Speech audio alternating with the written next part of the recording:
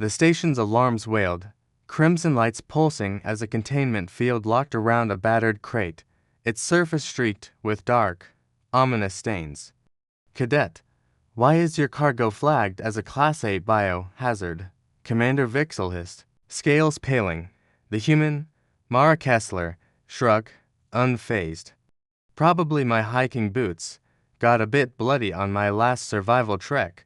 What kind of world leaves blood as a casual memento? Watch to uncover a secret that could shake the galaxy. The Galactic Unity Station, a gleaming bastion of interstellar harmony, orbited the tranquil planet Valara.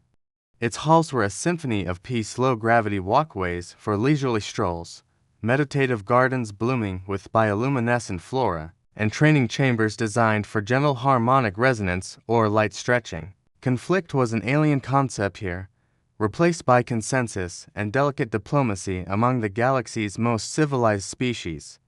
That is, until Cadet Mara Kessler, the first human ever admitted to the Galactic Unity Academy, stepped off the transport. Shuttle. Mara was compact but sturdy, her dark braids swinging as she hefted a worn duffel bag over her shoulder. Her boots, caked with reddish-brown residue, left faint smudges on the station's pristine floor. The cleaning drones whirred in panic, their sensors screaming biohazard. Within moments, a shimmering containment field snapped around her bag.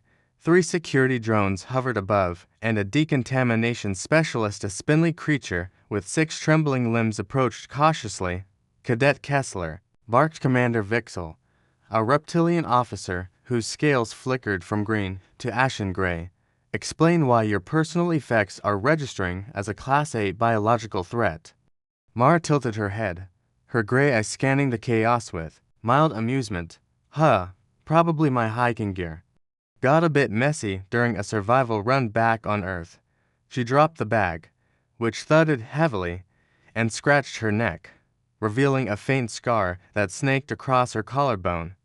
Survival. Run of Vixels for eyes blinked in rapid succession, a sign of acute distress in his species. Define survival run. Oh, you know, Mara said, her tone as casual as if discussing the weather. Navigating cliffs, fording rivers, dodging avalanches. Sometimes you run into a cougar or a bear. Standard stuff for a weekend.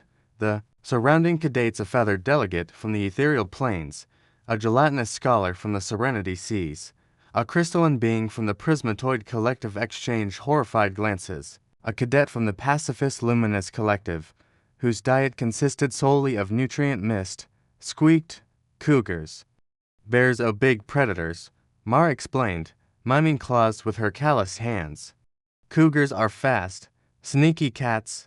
Bears are bigger, maybe 600 pounds. They're not that bad if you know how to handle them. I only had to wrestle a cougar once, and that was because I was startled by it.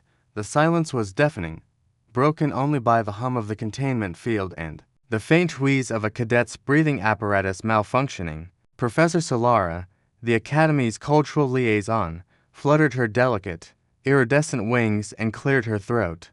Perhaps, Cadet Kessler, we should proceed to decontamination before continuing this discussion.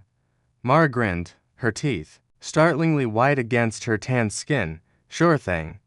Just a heads up. My running socks might crash your scanners. They've been through some swampy terrain, and I'm pretty sure they're growing their own ecosystem by now. 3 hours later, after her gear was quarantined and she'd been issued a temporary uniform, which she immediately modified by rolling up the sleeves, exposing a lattice of scars on her forearms, Mara sat in the Grand Assembly Chamber. The orientation session was meant to foster unity, with each species sharing their cultural approach to physical wellness. It was designed to be harmonious, educational, and safe. The crystalline delegate from the Prismatoid Collective went first, their translucent body refracting light into rainbows as they performed a slow, humming dance. Our movements align our core energies with the universe's vibrations, they intoned, their voice like wine chimes. The room murmured approval, cadets nodding at the serene display. Next, a gaseous being from the nebula kin demonstrated a breathing ritual, inflating their translucent form with rhythmic pulses. Respiratory harmony ensures vitality. They wheezed, their air sacs glowing faintly. More nods, more appreciation for the civilized approach. Then it was Mara's turn. She stood, stretched her arms overhead, and cracked her neck a sound that made a feathered cadet from the ethereal plains flinch so hard they shed a plume that floated to the floor. "Guess I'll show you some basic conditioning," Mara said, her voice bright but edged with a challenge. She dropped to the floor and began a series of squats, her movements fluid and relentless. 10 squats, 20, 30. The room grew quieter with each repetition, the air thick with unease. At 50, she paused, not even winded, and glanced at the audience. "Should I keep going? I usually do these in sets of 100, but I don't want to bore you. A cadet from the tranquil orbs, a species known for their fragility." Raised, a trembling tendril. Is this painful for you?" "Nah," Mara laughed, hopping to her feet with a bounce that suggested gravity was optional. "This is just to get the blood pumping. Want to see something fun?" Before anyone could protest, she launched into a series of burpees, explosive jumps, push-ups, and leaps that looked like a combat drill to the horrified onlookers. Her body moved with a precision that seemed almost mechanical, yet her grin was pure joy. "Stop," cried a delegate from the General Bloom Alliance, their petal-like appendages quivering. "You're harming yourself." Mara froze mid-jump, one leg tucked and arms raised, looking genuinely puzzled. "Harming? This is just exercise. My cousins and I do this for fun during family reunions. My little brother's better at it than Emmy, and he's only 10. The room's collective gasp was a physical force, rippling through the chamber. Professor Solara's wings twitched nervously, her bioluminescent glow dimming. "Your 10-year-old sibling performs these maneuvers?" "Yeah," Mara said, wiping a single bead of sweat from her brow. "He's a beast. Beat me in a sprint last summer after climbing a 3,000-foot ridge." She paused, noticing the pale faces and wide eyes. "What? You guys don't do this?" The answer was a resounding silence. Most species considered a leisurely float in a zero-gravity chamber or a 10-minute stroll sufficient for weekly fitness. Mara's casual display of strength was not just unusual, it was a paradigm shift, a crack in the galaxy's carefully constructed bubble of safety. The conflict wasn't merely cultural. It was existential. The Academy's fitness protocols were built for species who valued minimal exertion, their bodies and cultures shaped by worlds of gentle climates and abundant resources. Mara's presence challenged that foundation, her very existence a testament to a planet that demanded resilience, a baseline for survival. Her fitness logs, submitted weekly as part of the curriculum, read like a war manual penned by a mad scientist. Professor Quillian, the xenobiology chair, stared at the data pad in his office, his antennae quivering with each line. Monday, 8-mile mountain run, for 1,000 feet elevation gain. Encountered an unstable rock face, practiced free climbing to the summit. Afternoon, 90-minute circuit training, 50 pull-ups, 30 deadlifts at 150 kilos, 100 kettlebell swings. Evening, 2,000-meter swim in campus lake. Note: waters to clean, lacks the challenge of ocean currents, possible microbial deficiency. Tuesday, rest day, 3-mile jog at dawn, 200 push-ups, 150 squats, 30-minute yoga flow in meditation garden. Tested campus security drones by climbing perimeter walls. Drones are slow but persistent, recommend upgrades. Apologize to maintenance for bending a railing. Wednesday, endurance training, 12-mile run with 40-pound pack, simulated survival scenario, campus forest preserve. Built shelter from fallen branches, foraged edible fungi, taste awful, high protein, slept outdoors to test cold resistance. Frost on the sleeping bag by morning, excellent conditions. Quillian's mandibles clicked in distress. This is a rest day. He cross-referenced other cadets' logs for comparison. A crystalline cadet documented 15 minutes of vibration alignment spread across 3 days. A nebula kin logged 20-minute floats in a zero-gravity chamber. The Gentle Bloom Alliance's representative submitted a 2-page essay on the spiritual benefits of observing plant growth, which apparently counted as their physical activity. Mara's rest was their species' maximum effort, and she treated it like a warm-up. The faculty convened an emergency meeting in the council chamber, a circular room with holographic star maps glowing softly on the walls. Commander Vixel, still haunted by the cougar story, hissed, "We can't integrate her into standard training. She'd break the equipment toward the other cadets. Her strength is a liability." Professor Solara, ever the diplomat, countered, "But she's not aggressive. She's enthusiastic. Perhaps we can adapt the curriculum to accommodate her." "Unique needs. Unique?" Quillian snapped, waving his datapad. "Her bone density is triple our average. Her cardiovascular system operates at peak efficiency under stress that would hospitalize most species. Earth's environment, storms, predators, tectonic shifts has shaped her into a survival machine. We're not dealing with a cadet, we're dealing with a walking natural disaster." The room fell silent, the weight of his words settling like dust, but Mara wasn't oblivious to the tension. She overheard whispers in the corridors, caught wary glances during meals. During a group study session in the library, a cadet from the Serenity Seas muttered, "She's a weapon disguised as a student." The words stung, but Mara didn't confront them. Instead, she channeled her energy into her training, determined to prove her worth not through dominance, but through contribution. She began volunteering for maintenance tasks carrying heavy equipment, scaling walls to repair high conduits, even diving into the station's filtration lake to clear a blockage. Each act was met with awe and unease, but Mara didn't notice. To her, it was just helping out, the way she'd help neighbors back home after floods or wildfires.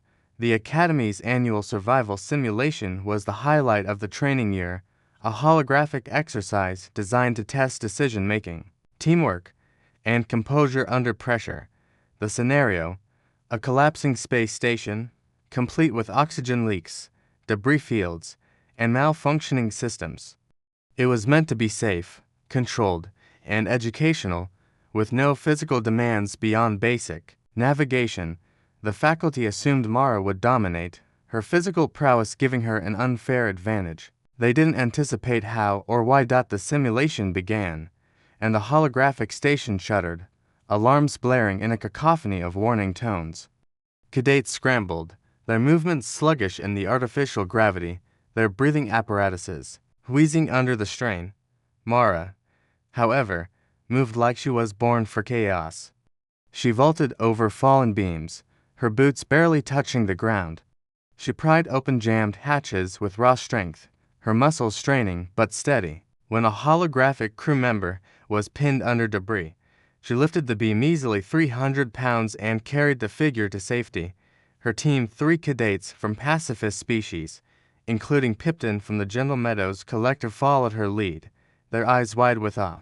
Pipton, whose species subsisted on flower nectar and avoided exertion, clung to Mara's instructions like a lifeline. "Stay behind me.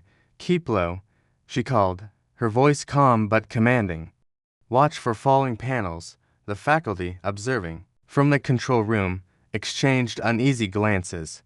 "She's treating this like a playground," Vixel muttered, his scales flickering. "This isn't teamwork, it's a one-woman rescue mission." But then, the unthinkable happened. A power surge overloaded the simulation system, and the holographic dangers turned real.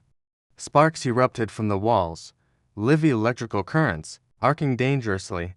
The oxygen levels in the chamber began to drop, the air growing thin and heavy. The faculty froze, their data pads beeping with error codes. This wasn't supposed to happen. The safety protocols had failed. Panic gripped the control room, but Mara didn't hesitate.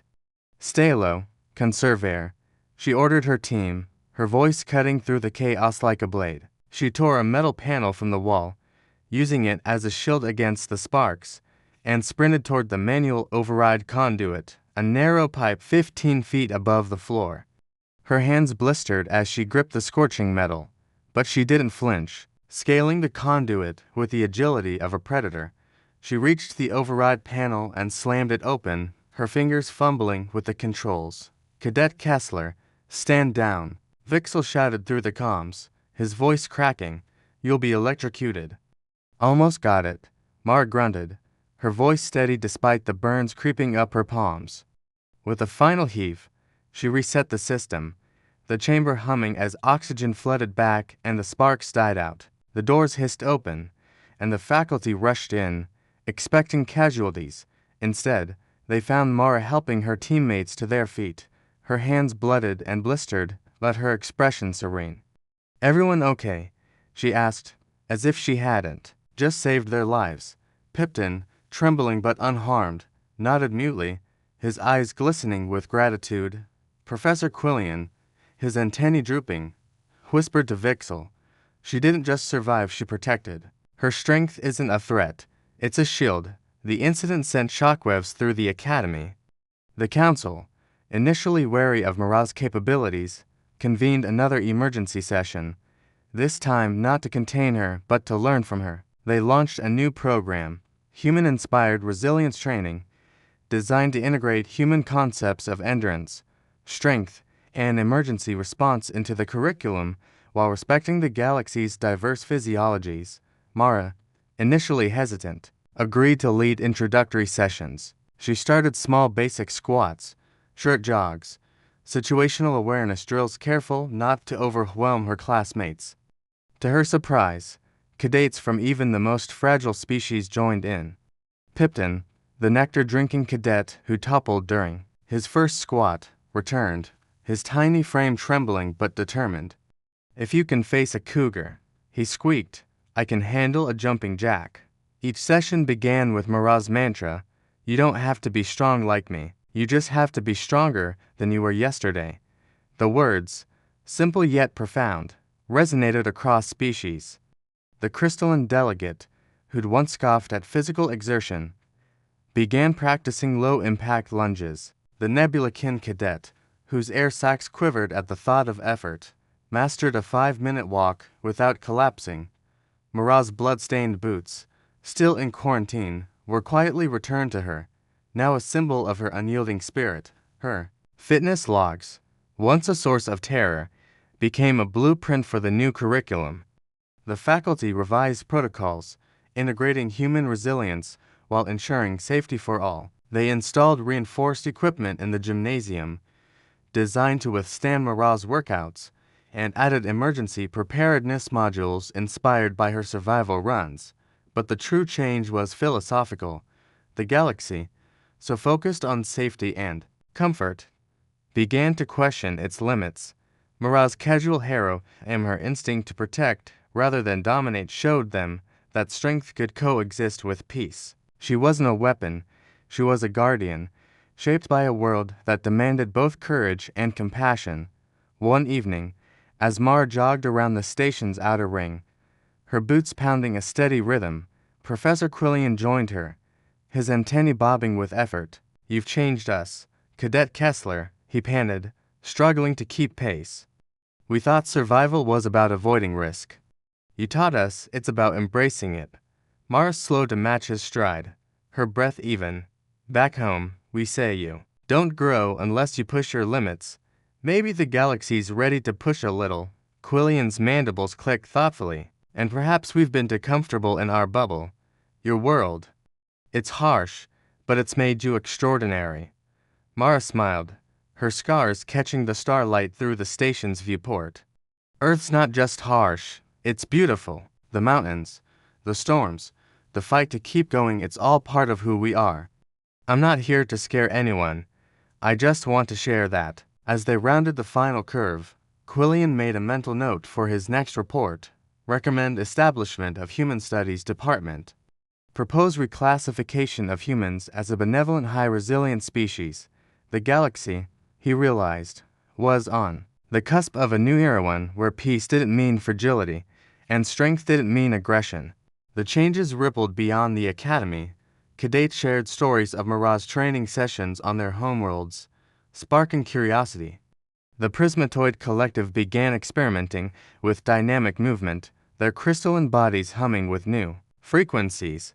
The Serenity Seas diplomats, inspired by Mara's lake swims, designed flotation exercises that mimicked her strokes. Even the Luminous Collective, whose mist-based diet left little room for exertion, started incorporating gentle walks into their rituals. Mara, unaware of her growing legend, continued her routine morning runs, evening stretches, and the occasional climb up the station's maintenance shafts for fun. She invited her classmates to join, and slowly, they did. Not to match her but to challenge themselves, to step outside their bubbles of comfort. One afternoon, during a resilience training session, Pipton managed 10 squats without falling, his tiny frame shaking, but triumphant. The class erupted in cheers, and Mara knelt beside him, grinning. "See, you're tougher than you think." Pipton's eyes glowed. "You make me believe I can be." The faculty, too, evolved. Professor Solara, once terrified of Mara's intensity, began attending her sessions, her wings fluttering with newfound strength.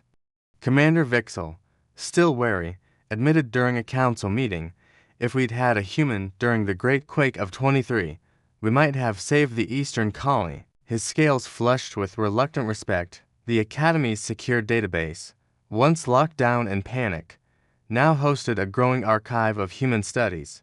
Professor Quillian's team analyzed Earth's environmental data, its storms, predators, and volatile terrain, concluding that human resilience was not an anomaly, but an adaptation. "They don't just survive their world," Quillian wrote in his seminal paper, The Human Paradox. "They thrive because of it, turning adversity into strength." Mara's final fitness log of the semester was a testament to her impact. Week 12. Led group training session. 20 cadets, mixed species. Focused on basic endurance, 1-mile jog, strength 10 push-ups, and emergency drills, evacuation scenarios. Pipton completed the full circuit personal best. Afternoon, solo 10-mile run. Tested new obstacle course in Gymnasium 7. Evening, taught yoga to Nebula Kin cadets. Note, their air sacs make downward dogs hilarious. Feeling at home. As the semester ended, Mara stood at the station's viewport, staring at Velura's serene surface.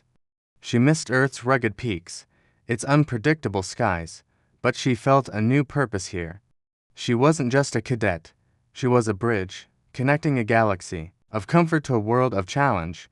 Professor Quillian joined her, his datapad glowing with his latest report. "Cadet Kessler," he said, "you've done more than learn.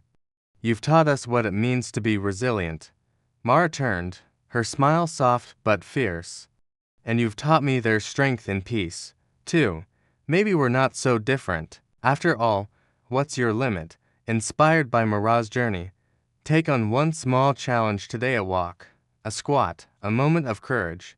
Share your story on X with #Galactic Resilience and join the movement to push beyond the ordinary, the galaxies. Watching, don't miss your chance to grow.